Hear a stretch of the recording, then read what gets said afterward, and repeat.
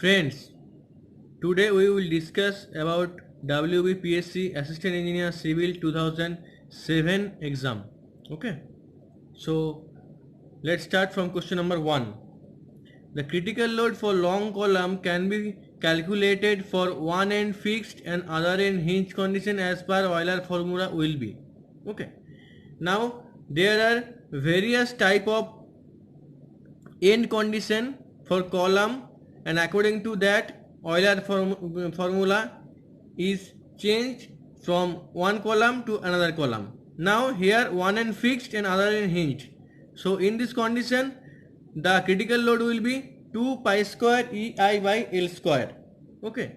Now when both are pinned or hinged, then this will be pi square EI by L square. Okay. Now when one end fixed and other end free, then it will be pi square EI by 4L square. When both end fixed, then will be 4 pi square EI by L square. Okay. So here option B is the correct answer. Now question number 2. The variation of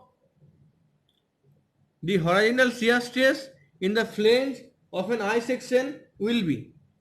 Okay.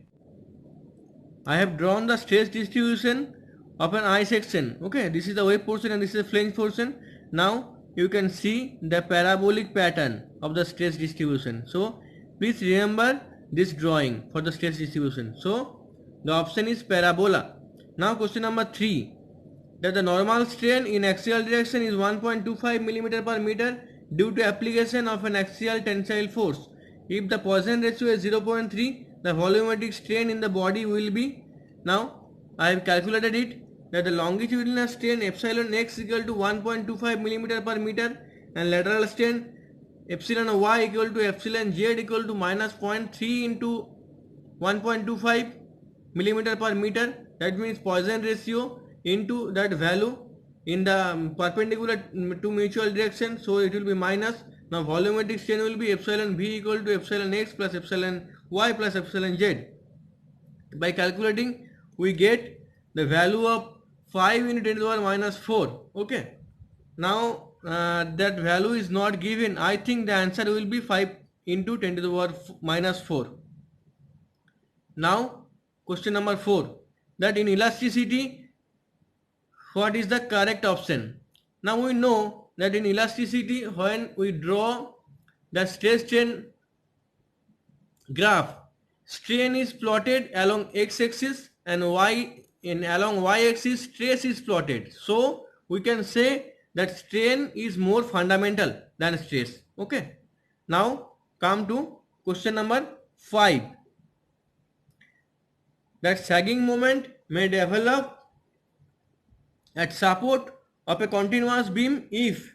Now we know that the sagging moment generally occurs at midspan of the beam and hogging moment occurs at the support, but sagging moment may also develop at support of a continuous beam if the rotation occurs, lateral load act and yielding of support, all of the above occurs, then also sagging moment may develop at support of the continuous beam.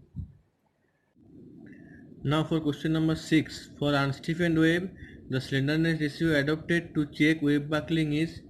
Now for unstiffened wave, the slenderness ratio for wave buckling checking should be H1 by TW. Okay. Now for stiffened wave, you should also know the expression. I have shown it here, that for stiffened wave effective length equal to L by HT by 2, as they are both restrained for displacement and rotation. Okay. So effective length equal to HT by 2. So slenderness ratio R equal to HT by 2 by RY. That means HT by 2 into root over of I W by A. So putting the value, we get the expression as HT by TW into root 3. This is option B for the stiffened wave, but it is unstiffened wave, so it is H1 by TU. That is the correct option. Now for question number 7. The permissible stress for crippling of a steel beam is. Now we know that permissible stress for crippling of steel beam is 0.75 Fy. Now you should also know that the maximum permissible compressive or tensile bending stress sigma BC or sigma BT equals to 0.66 Fy.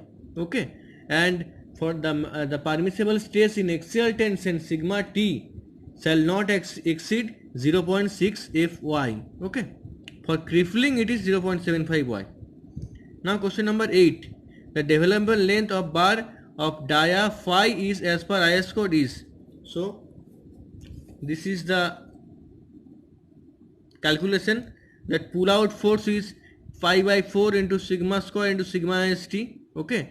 Now the resistance force by the for the frictional due to friction of concrete, F equals to phi into LD into tau BD. Okay. Now as the pull out force is equal to frictional force, so putting the value we get the expression as LD equals to phi sigma st by 4 tau BD. Okay. So option D is the correct answer. Now question number 10, that as per IS 800 bending moment for design of purlin can be taken as. Okay. Now as per IS 800 1984 clause 6.9.2 C, the maximum bending moment in a purling may be taken as WL by 10. Okay. So option A is correct answer. Now question number 10. The maximum economical spacing of trusses is recommended as. Now you should know the definition of economic spacing. That economic spacing of truss is that spacing which makes the overall cost of trusses purlin roof covers minimum. Okay. And the general economic spacing of trusses varies from L by 3 to L by 5. So the maximum economic spacing should be L by 3. Option C is correct. Now question number 11. In reinforced concrete footing on soil, the minimum thickness at edge of footing should not be less than. Now as per clause 34.1.2 of IS 456/2000, the minimum thickness at the edge of reinforced and plain concrete footing shall be at least 150 mm for footing on soil and at least 300 mm above the top of piles for footing on piles. Okay. So here 150 mm is the correct option. Now for question number 12. The maximum percentage of reinforcement in long RCC column is about, and these are the options.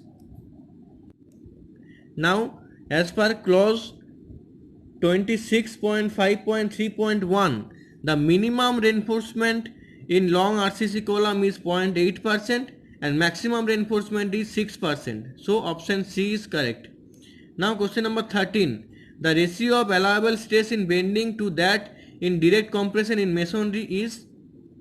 Now according to ACI code, if a member is subjected to bending only, calculated bending compressive stress FB should be less than allowable bending stress in masonry taken as 0.33 Fs, which is 1.33 times the basic compressive stress allowed for direct loads. Now question number 14. If N is the modulus of rigidity and Q is the intensity of shear stress, the strain energy due to shear. Now we know that strain energy due to shear U equals half into modulus of rigidity into intensity of shear stress square into volume. So option A is right. Now question number 15. When a body is subjected to a direct tensile stress P in one plane, the shear stress on an oblique section of the body inclined at an angle theta to be normal of the section is. Now the solution is here that the shear stress at that section at an angle theta equals to sigma x minus sigma y by 2 into sine 2 theta, and normal stress sigma theta equal to at that plane equals to sigma x plus sigma y by 2 plus sigma x minus sigma y by 2 into cos 2 theta. Here sigma x is equal to p and sigma y equals to 0. Okay. So tau theta equal to p by 2 sine 2 theta. That means shear stress at that plane. And normal stress also I have calculated extra equals to p by 2 plus p by 2 into 1 plus cos theta equal to p by 2 into 2 cos square theta is equal to cos square theta.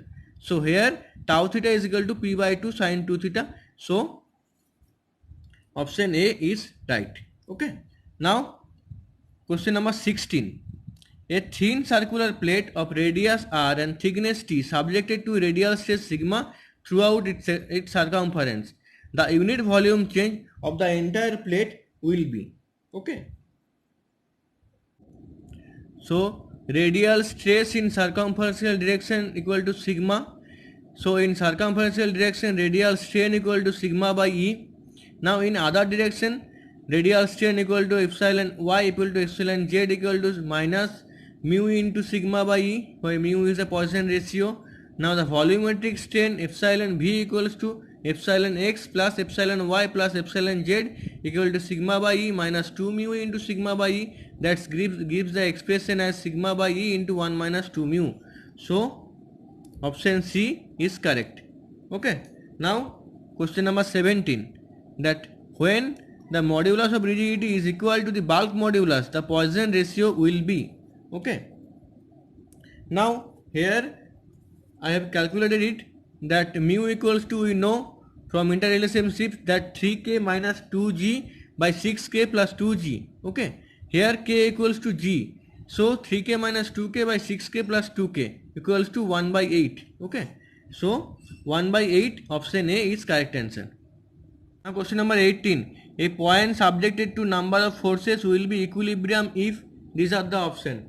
Now we know a point subjected to a number of forces will be equilibrium if the sum of the resolved parts in any two directions at right angles are both 0.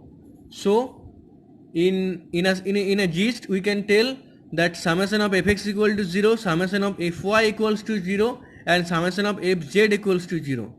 Okay. So friends, this is the solution of 18 question from the WBPSC Civil Assistant Engineer Recruitment 2007 examination. Okay. So if you like my video, then please subscribe my channel. In the next video I will give the next part of solution for examination 2007. Okay. So thank you and all the best for your future endeavor.